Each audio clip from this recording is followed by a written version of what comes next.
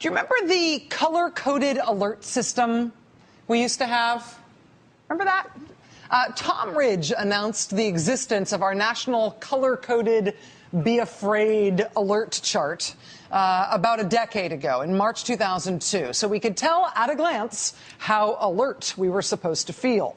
And if you didn't feel like glancing at the Be Alert chart, at least at the airport, they would read periodic recorded statements over the intercom telling you out loud that today's threat level was orange. The threat level was always orange at the airport, no matter what else was going on in the rest of the country. We don't do that anymore. We don't do that. We got rid of the color-coded chart thing last year, and nobody complained. We also no longer have this. This is the Google Street View of one of the secret prisons we used to have in Romania. The Associated Press did a little overhead satellite view of it, too, so you can see just how snugged up our secret prison was against the railway lines in a really densely populated part of Bucharest. But yeah, that little thing there, that was ours. We are a country with 2 million people in prison or jail on any given day. America has thousands of prisons and jails right here at home, but we decided to open up a little something in Romania, too. In secret. Also in Poland and in a bunch of other places, we had secret overseas prisons. We don't do that anymore either. They said they emptied them out in 2006, and then in 2009, it became official policy that we do not do that anymore. For years, do you remember that there was a ban on taking photos at Dover? A ban on taking photos of flag-draped coffins of Americans killed in war, having their bodies brought back home to the United States. We, the public, were banned from seeing those pictures for years. But that ban is over now. We do not have that ban anymore. We don't do that anymore. We are now allowed to see. For a while, top-level U.S. policymakers approved torturing people. And Americans did torture people based on cockamamie policy advice that it was legal for them to do so. But the current president, President Obama, put a stop to that right when he took office. We do not do that anymore. Some things we stopped doing. Some things that we were told, yeah, maybe this is unprecedented, maybe this doesn't really seem like the kind of thing America does, but we have to do it. Some of those things from the past decade, where it was really hard to get our heads around the fact that we were doing those things. Some of those things are things that we have stopped doing. That said, some of the things we still are doing are still pretty hard to get your head around. We are still fighting the longest war in U.S. history, and it apparently still has 2+ years on the clock, unless the president speeds up his withdrawal plan. It's the longest war in U.S. history, and for most of that war, we were fighting it at the same time as another one of the longest wars in U.S. history. If you had told anybody in advance of that plan that that's how our country would spend the first decade plus of the 21st century, you would have been laughed at. Before we started doing it, you probably also could not have convinced anyone that after we closed all our secret prisons in places like Romania and Poland, we would still keep one offshore prison in a nearby communist country which doesn't want us there. In advance of us starting to do this stuff, how would you have convinced somebody? How would you have convinced somebody that we were going to do these things? How would you have convinced somebody that the United States would consider it legal to find a wanted American citizen living abroad, track him down in that other country, and then for the U.S. government to kill him with a missile in that other country? The man's father went to court in advance of our government doing that to try to stop the U.S. government from doing it. The father sued to say in advance that his son should be arrested instead of killed on the spot if he was found, but he was found and he was just killed on the spot with a missile, U.S. citizen. Then a month later, we killed his 16-year-old son, too, also an American citizen, same cause of death. We have done things in the past decade or so that if you asked anybody in advance of us starting to behave this way, whether the United States of America would ever be a country that behaved this way, there's no way you could have convinced anyone. We granted ourselves permission to act this way when we said our response to being the victim of a massive terrorist attack in 2001 was going to be that we were going to declare that we were at war. Congress passed an authorization of military force against the group that attacked us and associated forces. And the power granted by that authorization to use force undergirds a lot of the things that we have done over the past decade in this administration and in the previous one, things that constitute previously unimaginable behavior for the United States of America. We're on a war footing. And is that war footing forever? That's the question, right? When does it end? It's not a philosophical question. It is an empirical question, because This is not a war that we ever planned on winning. We planned on just fighting it for a while and then eventually stopping, maybe. And I'm not just saying that because that's my take on it and I'm a commie pinko liberal, although I am. I'm saying that because it's been the understanding all along from the people who declared this war in the first place that this was never something that we were going to know it was over because we'd had a winner. It was never planned that way. You said to me a second ago, one of the things you'll lay out in your vision for the next 4 years is how to go about winning the war on terror. That phrase strikes me a little bit. Do you really think we can win this war of on terror, for example, in the next 4 years? I have never said we can win it in 4 years. No, I'm just saying, can we win it? Do you see that? I don't think you can win it. Your daughters are how old now? 22. 22 years old. They're approaching the age, President Bush, they're going to have their own children. And when their kids are teenagers, are they going to, those kids, your grandchildren, be reading about al-Qaeda in the newspaper every day? You know, I know if we're steadfast, strong, and resolute, and I say those words very seriously, it's less likely that your kids are going to live under the threat of al-Qaeda for a long period of time. I can't tell you, I don't have a definite end. A definite end. I don't think you can win it. Our country has used the idea that we are at war, not just in Iraq, not just in Afghanistan, but all over the globe. We have used the idea that we are in this global war as the justification for us doing all kinds of things, exerting all kinds of power that would otherwise be not just indefensible for a country with a constitution like ours, not just indefensible, but almost unimaginable.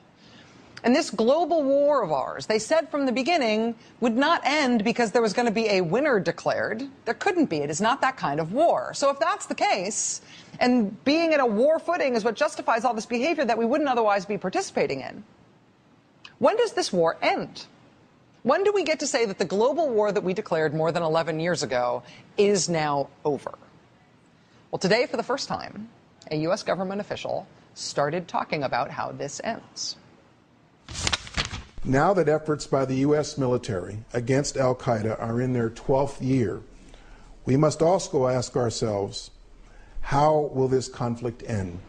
This is the top lawyer at the Pentagon, the general counsel of the Defense Department, Jeh Johnson, speaking today at Oxford University in Britain, broaching a subject that, as far as I know, nobody at a high level of government has been willing to officially broach since 9/11. How will this conflict end? It is an unconventional conflict against an unconventional enemy and will not end in conventional terms. We cannot and should not expect al-Qaeda and its associated forces to all surrender, all lay down their weapons in an open field, or to sign a peace treaty with us. They are terrorist organizations, nor can we capture or kill every last terrorist who claims an affiliation with al-Qaeda. I can offer no prediction about when this conflict will end, or whether we are, as Winston Churchill once described it, near the, quote, beginning of the end, end quote. I do believe that on the present course, there will come a tipping point at which so many of the leaders and operatives of al-Qaeda and its affiliates have been killed or captured, and the group is no longer able to attempt or launch a strategic attack against the United States, such that al-Qaeda as we know it, the organization that our Congress authorized the military to pursue in 2001, has been effectively destroyed. We're approaching a tipping point. I just want to jump in here for a second to say that this part here, this is the unprecedented part. This is the part that we've been waiting for. Watch. At that point, we must be able to say to ourselves that our efforts should no longer be considered a, quote, armed conflict against al-Qaeda and its associated forces.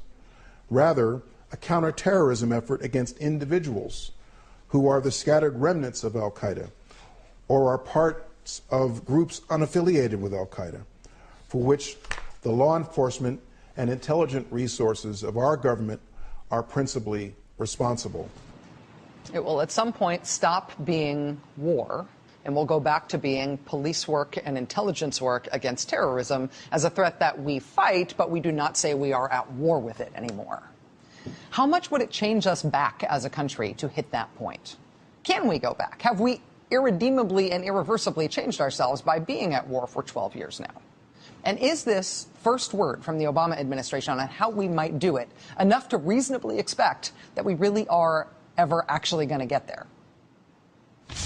War violates the natural order of things, in which children bury their parents.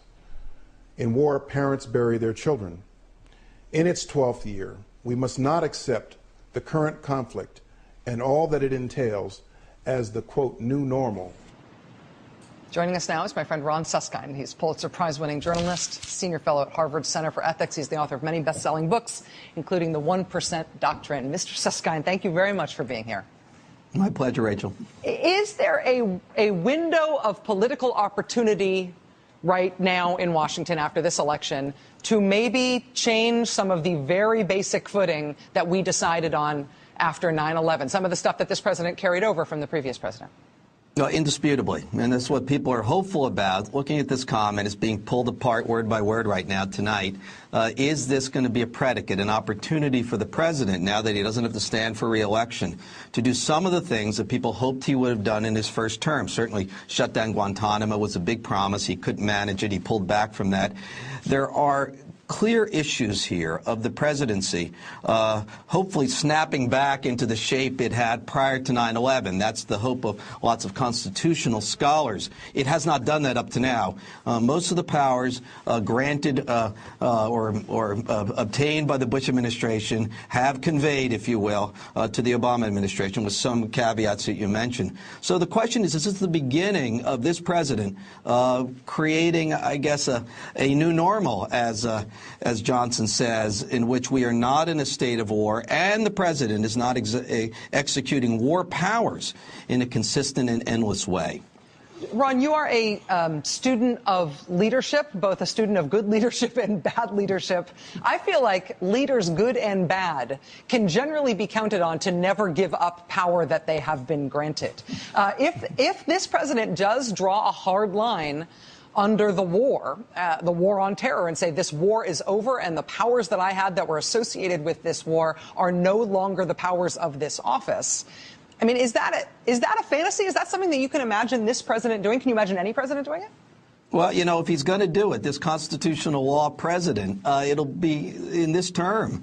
You know, it might be toward the end of this term. Look, these issues, no matter what happens on some of these sort of legal standards, the issues in a way don't change. Small groups of people can get their hands on weapons that were once powerful and reserved for nations. That doesn't change. That's carried by technology, and it's one of the great perils of the modern age. Having said that, it's clear that this president has thought a lot about how to establish that crucial principle, rule of law, duly designated, to shape the U.S. policies. Now, here, let's be clear on what's at stake here. It's not so much drone strikes. I think that's been misinterpreted. The president, under the powers, Article 2 powers of the president, can continue with essentially the kind of global war on terror, call it whatever you will, that he has been conducting, especially with the drone strikes. What he can do, he can kill, but he can't capture, interestingly enough, under Article 2. The big issue is Guantanamo.